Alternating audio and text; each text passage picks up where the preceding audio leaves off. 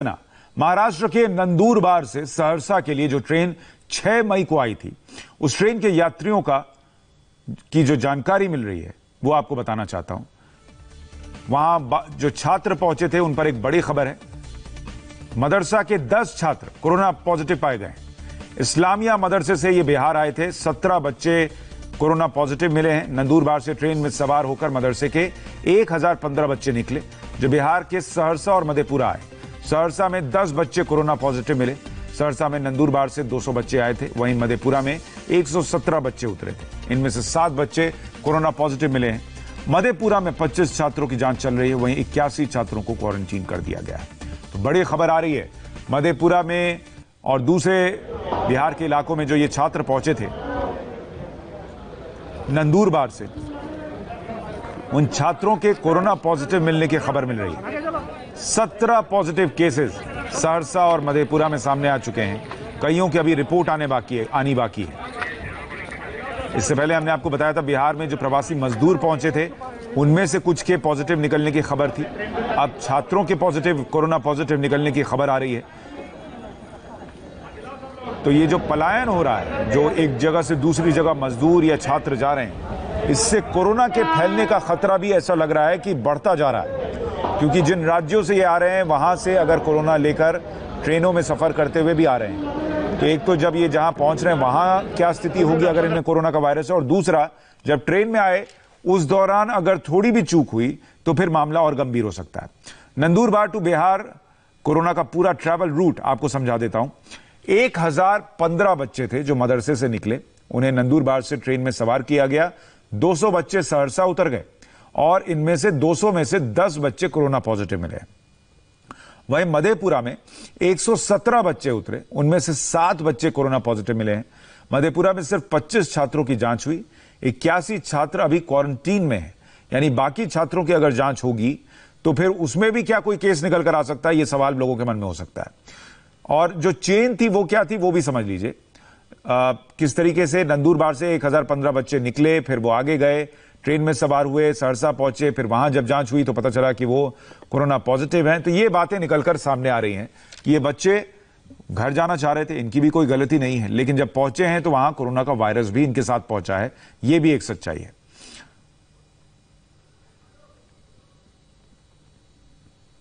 अभी जो नंबरदूर डिस्ट्रिक्ट है उसके इस्लामिया मदरसा से जो बच्चे पढ़ते थे वो बच्चों का जत्था एक ट्रेन से आया है। करीब 1015 बच्चे हैं इसमें, और ये बच्चे सभी जो है डिफरेंट जिला के हैं। हमारे जिला के 208 बच्चे हैं, सुपौल जिले के बच्चे हैं 500, मधेपुरा जिला, खगड़िया, बेगूसराय, कुछ अन्य जिलों के हैं। इन सभी को हम लोग अभी उतार के हम लोग थर्मल स्क्रीनिंग किए हैं, और साथ ही साथ सभी सामान को सैनिटाइज किया गया है। हम लोग इनको फूड पैकेट्स और पानी का बोतल दिए हैं, क्योंकि ये लोग रोजेदार हैं तो अवतार के हिसाब से हम लोग फूड पैकेट्स दिए हैं। 3 पॉजिटिव केस थे, उसके अलावा 7 पॉजिटिव केस और मिले हैं, तो टोटल पॉजिटिव केसेज की संख्या 10 हो गई है। ये सभी 10 जो केसेज आए हैं वो नंदुरबार से जो ट्रेन आई थी 6 तारीख को, उसमें से जो बच्चे थे उनको रैंडम सैंपलिंग लिया गया था, उन्हीं का पॉजिटिव आया है। और जो पॉजिटिव आने के बाद जो विभागीय निर्देश में जो आवश्यक कार्रवाई की जानी है उसको हम लोग कर रहे हैं। इसमें 5 बच्चे सहरसा बस्ती के हैं, 1 बच्चा सनहोरा सिमरी का है, और एक मदनपुर सोनवर्षा प्रखंड का है। तो 3 कंटेनमेंट जोन हमारे बन रहे हैं। तीनों में जो आवश्यक कार्रवाई करना वो किया जा रहा है। हम लोग सभी बच्चों को पुनः बुला रहे हैं उनके सैंपल कलेक्शन के लिए, और साथ ही साथ सभी बच्चों के घरों में जो है उनका टेस्टिंग किया जा रहा है, ताकि उनका भी 1-2 दिन के अंदर सैंपल लेके हम लोग उनका सैंपल भेज के जांच करवाएं। नीतीश चंद्र हमारे सहयोगी इस खबर पर ज्यादा जानकारी के साथ जुड़ रहे हैं। नीतीश, अभी हम सुन रहे थे रैंडम सैंपलिंग में इतने मामले निकल आए हैं। अब इनको घर भेज दिया गया था, ये कहां गए, परिवार में कितने लोग थे, उनका चेन कहां गया, अब कितने लोगों की जांच होगी और ये कितना गंभीर मामला बन सकता है? जी हाँ, बिल्कुल। जिस समय ट्रेन आई थी उस समय कुछ लोगों का एक रैंडम सैंपल जरूर लिया गया, लेकिन उनको फिर होम क्वारंटाइन कर दिया गया। मतलब सैंपल जरूर जिनके लिए गए उनको फिर उनके घर जाने दिया गया, और जिनके नहीं लिए गए वो भी अपने घर चले गए। तो अब ऐसे सारे बच्चों को फिर वापस बुलाया जा रहा है। उनके जो घर के दूसरे सदस्य हैं उनको भी अब सैंपल टेस्ट उनका भी करना पड़ेगा। तो ये एक बड़ी परेशानी जरूर हो गई है। और इसमें देखिए सिर्फ सहरसा के बच्चे ही नहीं थे, इसमें मधेपुरा जो आसपास का जिला है, मधेपुरा है, सुपौल के सबसे ज्यादा 509 बच्चे थे। और सुपौल के डीएम से मैंने अभी बात की, उन्होंने बताया कि अभी 70 उनमें से बच्चों का जो टेस्ट किया गया है, रिपोर्ट अभी नहीं आई है। तो 509 में सिर्फ अभी 70 के टेस्ट अभी सैंपल लिए गए हैं। तो अभी बहुत बड़ी संख्या है जो बच्चे बचे हुए हैं। अब उन सबों से कांटेक्ट किया जा रहा है, उनके घर स्वास्थ्य विभाग की टीम जा रही है, वहीं घर पर सैंपल लिए जा रहे हैं। तो एक बड़ी समस्या जरूर है। और जिस समय ट्रेन आई थी, यदि उस समय ही सारे बच्चे क्वारंटीन रहते या फिर कोई सेंटर जो बनाया गया था वहां रखा जाता तो शायद इतनी मुश्किलें नहीं आती। लेकिन चूंकि सारे बच्चे अब अपने घर जा चुके हैं, तो उन बच्चों को अब फिर से उनका सैंपल लेना और उनको वापस बुलाना, ये सब एक बड़ी परेशानी जरूर होगी। इस बात की को लेकर उसके अनुसार ये सुनिश्चित किया जा रहा है कि जो होम क्वारंटीन किया जा रहा है उसका सख्ती से लोग पालन कर भी रहे हैं, पूरी निष्ठा से। क्योंकि कुछ खबरें ऐसी भी आई कि लोग पहुंच गए, उनको होम क्वारंटीन कर दिया गया, लेकिन वो घूमते टहलते निकले दिखे अपने मोहल्लों में। बिल्कुल, और ये बहुत मुश्किल है क्योंकि कई जगह ऐसा देखने को मिला भी। और ये बच्चे भी हैं, जहां घर में गए वहां घर वालों ने कितनी सावधानी बरती। और अब जब स्वास्थ्य विभाग की टीम वहां पर गई है तो ये भी संभव है कि बहुत पेरेंट्स इसके लिए तैयार न हो सकता है उसका विरोध भी करें। तो कई तरह की मुश्किलें आ सकती है। लेकिन जो प्रशासनिक अधिकारी हैं जिले के, उनका ये कहना है कि बच्चों को वहां खुद जाकर वहीं पर सैंपल लिया जाएगा। कुछ बच्चों को जिनके पॉजिटिव आ चुके हैं उनको जो जिले में स्थित क्वारंटाइन सेंटर बनाया गया है वहां पर ले आया गया है। और अलग अलग जिलों से अब रिपोर्ट का इंतजार है। मसलन सुपौल, मधेपुरा, बेगूसराय, खगड़िया, पटना के भी कुछ बच्चे थे। तो अब उन सारे बच्चों का टेस्ट करना इसलिए भी जरूरी हो गया है क्योंकि पॉजिटिव मिलने शुरू हो गए हैं। और सहरसा में जिस तरह से 10 मिल गए, फिर मधेपुरा से खबर आ रही है कि मधेपुरा में भी 7 बच्चे मिल गए हैं और सिर्फ 25 बच्चों में 7 मिले हैं। तो ये आंकड़ा आप समझिए कि कितना आगे बढ़ सकता है। और अब देखिए, जल्द से जल्द अगर सबकी जांच नहीं हुई और इनके चेन को स्टैब्लिश करके बाकियों की भी जांच नहीं हुई तो मामला बहुत गंभीर हो सकता है। नीतीश, हम आपके पास अपडेट के लिए लौटेंगे। फिलहाल आपका बहुत शुक्रिया। देश इस वक्त एक मुश्किल वक्त से गुजर रहा है, लेकिन फिर भी कुछ लोग हिंदू मुसलमान करने से बाज नहीं आ रहे। खबर तेलंगाना से आई है। 2 गुटों के बीच जबरदस्त भिड़ंत हो गई। इस मारपीट के पीछे वजह प्रेयर ग्राउंड में सामूहिक रूप से प्रेयर करना बताया जा रहा है। दरअसल कल एक गुट के कई लोग जुटकर प्रार्थना कर रहे थे, तभी दूसरे गुट के लोग पहुंचकर कोरोना संक्रमण के बारे में सचेत करते हुए इकट्ठा न होने के लिए कहने लगे। इसी बीच दोनों तरफ से बहस हुई और मारपीट होने लगी। इस दौरान एक गाड़ी में आग लगा दी गई। इस मारपीट में 2 लोग घायल हुए हैं। घटना की सूचना मिलते ही इलाके में पुलिस बल तैनात कर दिया गया है और धारा 144 लगा दी गई। टी राघवन हमारे सहयोगी ज्यादा जानकारी देंगे। राघवन, क्यों ये बहस का विषय बना, हुआ क्या था और अभी और क्या अपडेट है इस पर? जी देखिए सुशांत, अगर संक्षिप्त में बात करें तो ये एक्चुअली ऐसा एक पक्ष का कहना है कि सिर्फ 5 लोग वहां पर तरावी की नमाज पढ़ रहे थे। उस वक्त एक व्यक्ति ऐसा आरोप है कि वो शराब के नशे में वहां पर पहुंचा और उसने विरोध किया कि कोरोना के इसमें जब पूरा लॉकडाउन है, मनाही है, तो आप लोग जमा कैसे हुई। हालांकि उनका ये कहना है कि मस्जिद के अंदर रहने वाले लोग ही वहां पर नमाज पढ़ रहे थे, कोई बाहर से नहीं आया। इस बात को लेकर बहस हुई। जो व्यक्ति वहां पर गया था विरोध करने के लिए, उसकी पिटाई की गई। उसके बाद तुरंत देखा कि वहां पर पत्थरबाजी शुरू हो गई है। दोनों गुटों के लोग जमा हो गए। इसमें कुछ महिलाएं भी घायल हुई। जैसा आपने बताया, बहुत सारी गाड़ियों को वहां पर आग लगा दी गई। ये जो एरिया है निर्मल का भैंसा इलाका सुशांत, बहुत ही कम्युनिटी सेंसिटिव एरिया है। पुराना आदिलाबाद है, महाराष्ट्र बॉर्डर से जुड़ा हुआ है। यहाँ पर पहले भी कई सारी ऐसी घटनाएं हो चुकी हैं। मार्च में एक ऐसी घटना हुई थी, उससे पहले 2008 में ऐसी कम्युनल वायलेंस यहाँ पर हुई थी कि 20 लोगों की जान चली गई थी। फिलहाल इस मामले में वहां पर आईजी पहुंच चुके हैं। वो लगातार रिव्यू मीटिंग कर रहे हैं। जैसे आपने बताया, जितने भी सेंसिटिव इलाके हैं वहां पर धारा 144 लगा दी गई है। 300 से ज्यादा पुलिसमैन, कमांडो फोर्स को वहां पर तैनात किया गया। अभी तक 15 सस्पेक्ट को डिटेन किया गया है। मामले की जांच चल रही है। बहुत जरूरी यह कहना भी यहाँ पर है कि यही वो जगह है सुशांत जहां पर अकबरुद्दीन ओवैसी ने 15 मिनट वाला अपना भाषण दिया था। इसीलिए ये इलाका हमेशा कम्युनली काफी सेंसिटिव माना जाता है। बहुत शुक्रिया राघवन, हम आपके पास अपडेट के लिए लौटेंगे। तो अब वहां पर प्रार्थना करने को लेकर या नमाज पढ़ने को लेकर वहां पर एक तरीके से बहस हुई है 2 गुटों के बीच और वहां पर स्थिति काफी बिगड़ गई। अब आपको यह बताते हैं कि पूरे देश में कोरोना का ऑल इंडिया मीटर कितनी तेजी से भाग रहा है। ये जो लोग ऐसी वाकये हो रहे हैं उनको देखना चाहिए कि देश में हो क्या रहा है। पहली बार ऐसा मौका आया है कि जब एक दिन में कोरोना के केसेस 4000 के पार चले गए। मौत का आंकड़ा 100 के करीब है। इस तरह भारत में कोरोना से मौत का आंकड़ा 2200 के पार चला गया है और कुल केसेस कितने हैं? 67,000 से ज्यादा। चिंता की बात यह है कि पिछले 7 दिन में यानी हफ्ते भर में 24,000 से ज्यादा केस सामने आए, जबकि करीब 800 लोगों की मौत बीते एक हफ्ते में हुई है। सबसे डराने वाली तस्वीर तो महाराष्ट्र की है। ये जो केसेस रोज सामने आते हैं उसमें सबसे बड़ा कंट्रीब्यूशन महाराष्ट्र का है, वहीं से सबसे ज्यादा केस आते हैं। एक दिन में कोरोना से यहां पर 53 मौत हो गई है और 1300 केसेस के रिपोर्ट होने की खबर है। हालांकि अब तक 20,000 से ज्यादा लोग कोरोना से यहां पर रिकवर भी हुए हैं। कोरोना के स्पीडोमीटर पर नजर डालते हैं। आपको जो मैं आंकड़ा बता रहा था वो आपके सामने ग्राफिक्स के जरिए रख रहा हूं। 67,152 कुल कोरोना केसेस हो चुके हैं। यह शुरुआत से लेकर अभी तक का आंकड़ा है। इनमें मौत 2,206 लोगों की हुई है और रिकवर 20,917 लोग हुए हैं। लेकिन बीते 24 घंटे की जो बात आपको बता रहा था वो देखते हैं आप, तो आपको आपकी घबराहट बढ़ती है कि पहले 3,000, 3,200, 3,300, 3,500 केसेस आ रहे थे।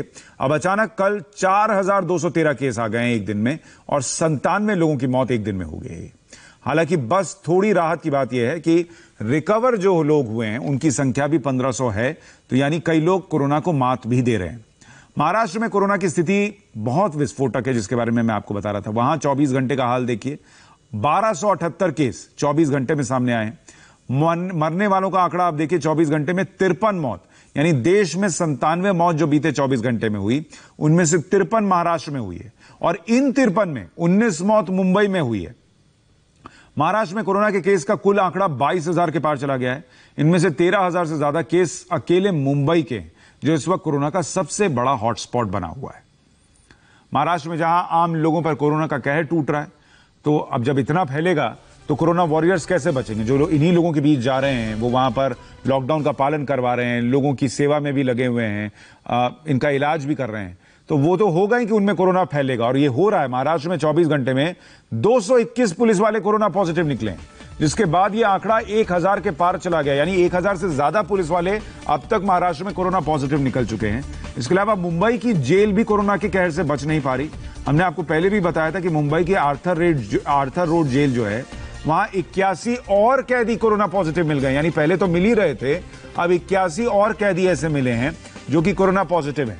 और सबसे ज्यादा खतरनाक बात यह है कि महाराष्ट्र में बड़ी तादाद में पुलिसकर्मियों का पॉजिटिव होना चिंता का विषय बन रहा है। महाराष्ट्र में 1,007 पुलिसकर्मी कोरोना पॉजिटिव निकल चुके हैं। ये वो लोग हैं जो हमारे लिए, आपके लिए रोज सड़क पर जा रहे हैं लॉकडाउन का पालन करवाने के लिए। लेकिन कितना खतरा बढ़ता जा रहा है जब कोरोना वॉरियर्स नहीं बच पा रहे, जो मास्क लगाकर निकल रहे हैं, तो कितनी मुश्किल स्थिति बन रही है। और 7 पुलिसकर्मियों की कोरोना की वजह से अब तक जान जा चुकी है। महाराष्ट्र में जो 1,007 पुलिसकर्मी कोरोना पॉजिटिव मिले हैं, उनमें 106 अफसर भी शामिल हैं, यानी यह कातिल वायरस हर किसी को अपना शिकार बना रहा है।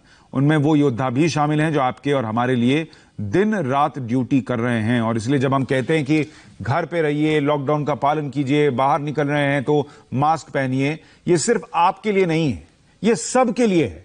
इन पुलिस वालों को होगा, बीएसएफ के जवानों को हो गया है, सीआईएसएफ के जवानों को हो गया है, नर्सेज, डॉक्टर्स को हो रहा है। आप सोचिए, ये जो पूरे हमें बचाने वाले लोग हैं, अगर इनको ही होना शुरू हो जाएगा और ये खतरा बढ़ेगा तो क्या स्थिति बन जाएगी।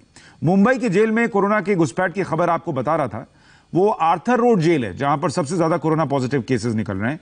180 से ज्यादा लोग अब तक वहां पर कोरोना पॉजिटिव निकल चुके हैं। इनमें 81 नए केस हैं जो कोरोना से संक्रमित पाए गए, यानी कैदियों का आंकड़ा अब 158 पर पहुंच गया है। जो लोग कोरोना इन्फेक्टेड हैं उनमें 26 जेल स्टाफ भी शामिल हैं। तो जेल स्टाफ, कैदी, सबको कोरोना हो रहा है आर्थर रोड जेल में और लगातार वहां से कोरोना के केसेस सामने आ रहे हैं। हड़कंप मच गया है वहां पर। राजीव सिंह हमारे सहयोगी वहां से एक रिपोर्ट बता रहे हैं आपको। मुंबई के आर्थर रोड जेल में 81 और कैदियों को कोरोना डिटेक्ट हुआ है। इसके पहले 77 कैदी सहित 26 कर्मचारियों को भी कोरोना डिटेक्ट होने की खबर सामने आई थी। फिलहाल जिस तरह से मुंबई के आर्थर रोड जेल में कैदियों का ग्राफ कोरोना को लेकर बढ़ रहा है, वो कहीं ना कहीं जेल प्रशासन के लिए चिंता का विषय है।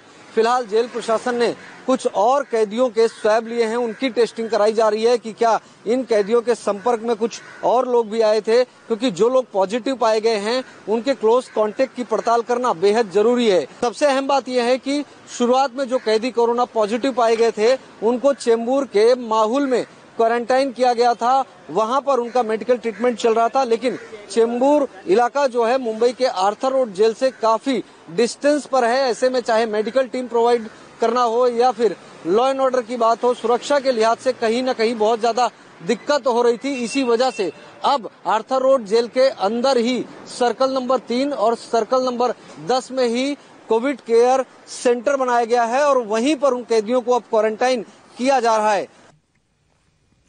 कोरोना के चलते देश में लॉकडाउन है, लोग शहर शहर फंसे हुए हैं। ऐसे लोगों के लिए भी सरकार ने बड़ा फैसला किया, क्योंकि लोग कह रहे थे सिर्फ मजदूरों को आप बुला रहे हैं, हम लोगों का क्या होगा, हम भी तो फंसे हैं। मिडिल क्लास में लोग फंसे हैं, कई पैसे वाले लोग फंस गए थे, यात्री फंस गए, तीर्थयात्री फंस गए।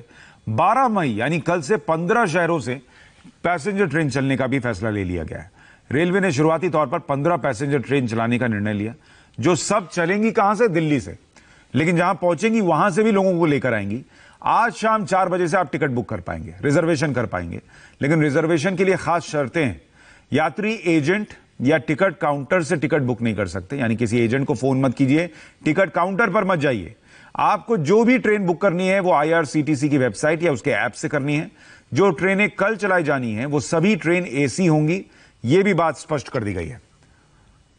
तो 15 शहर कौन कौन है जहां से ट्रेन चलेगी ये देख लीजिए। आपका शहर इसमें है या नहीं आपको पता चल जाएगा। दिल्ली से पटना ट्रेन जा रही है, रांची जा रही है, और चूंकि दिल्ली सब में कॉमन है इसलिए जहां जा रही है उस शहर का नाम बता रहा हूं।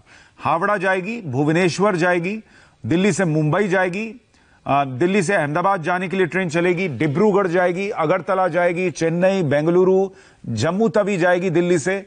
इसके अलावा बिलासपुर, सिकंदराबाद, मडगांव और दिल्ली से तिरुवनंतपुरम के लिए कल ट्रेन चलेगी। और जैसा मैं आपको बता रहा था कि टिकट की बुकिंग कैसे करनी है, यह भी बहुत अहम है, आप जान लीजिए।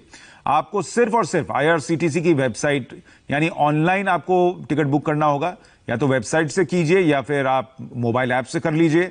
टिकट जो आप बुक कर रहे हैं वो आपको तत्काल टिकट भी नहीं मिलने जा रहा है, इसलिए 4 बजे जब टिकट की बुकिंग होगी आपको अपना यूजर नेम पासवर्ड बना के रखना होगा IRCTC का, तो वो काम अभी कर लीजिए। काउंटर पर भी टिकट नहीं मिलेगा, प्लेटफॉर्म टिकट भी नहीं मिलेगा, यह भी स्पष्ट रखिए, यानी आपको कोई छोड़ने आएगा ये स्थिति नहीं है। आइए, अंदर जाइए, ट्रेन में बैठिए, अगर आपके पास कंफर्म टिकट है तभी यह हो पाएगा।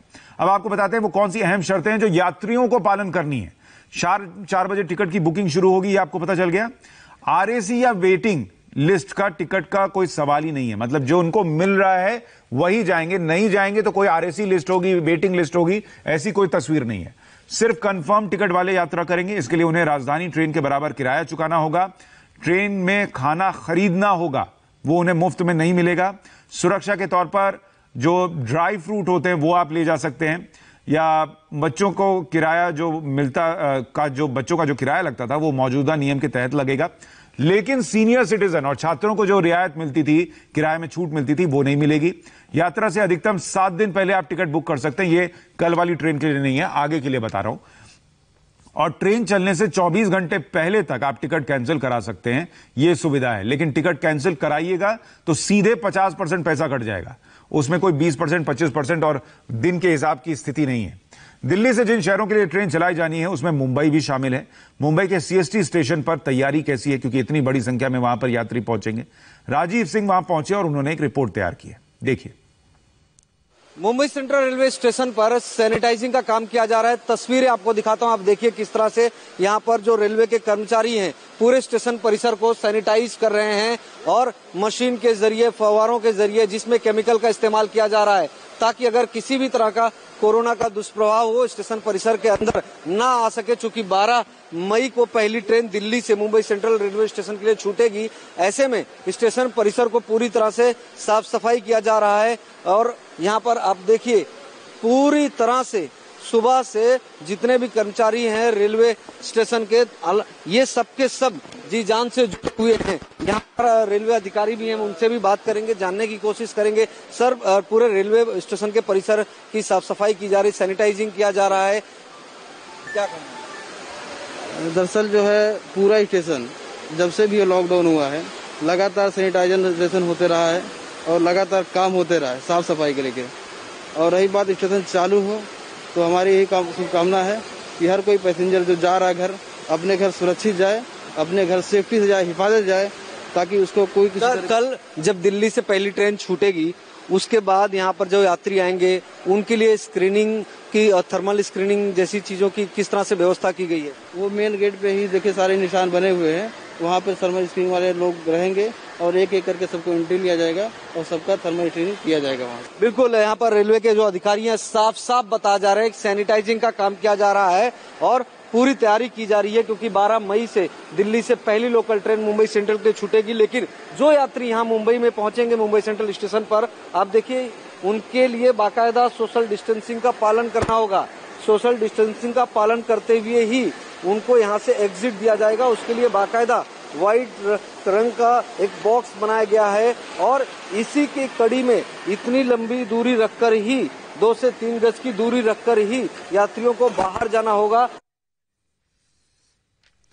मुंबई सेंट्रल की आप रिपोर्ट देख रहे थे जहां पर ट्रेन पहुंचनी है और लोगों से भी अपील है, आपको कहना पड़े कि आप सोशल डिस्टेंसिंग मेंटेन कीजिए, मास्क पहनिए, एक दूसरे के संपर्क में ना आइए, ये नहीं होना चाहिए।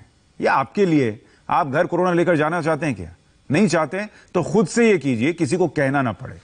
एमएलसी चुनाव के लिए उद्धव ठाकरे का नॉमिनेशन किस तरीके से इस वक्त हो रहा है ये आपको बताएंगे एक छोटे से ब्रेक के बाद।